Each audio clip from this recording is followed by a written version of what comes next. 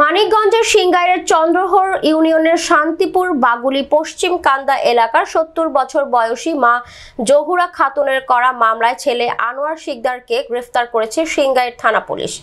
কুখ্যাত আনোয়ার শিকদার চন্দ্রহর ইউনিয়নের বিভিন্ন এলাকায় ভয়ভীতি ও দাপট দেখিয়ে ৩ ফসলি জমির মাটি কেটে বিক্রি করতেন ইটভাটায়।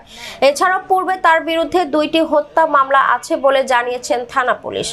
গত ১০ মে বিকাল আনুমানিক ৪:৩০ দিকে জমির জন্য মা জহুরা বেগম এর উপর নির্মম নির্যাতন চালায় তার নিজের ছেলে আনোয়ার শিকদার ও গফুর শিকদার।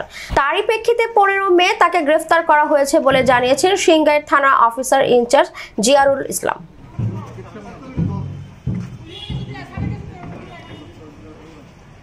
আপনারা জানেন যে প্রতিদিনের মতো আমাদের নিয়মিত অভিযান পরিচালনা এসেছে গত রাতে আমাদের মোট ১২ জন আসামি আমরা গ্রেফতার করতে সক্ষম হয়েছি।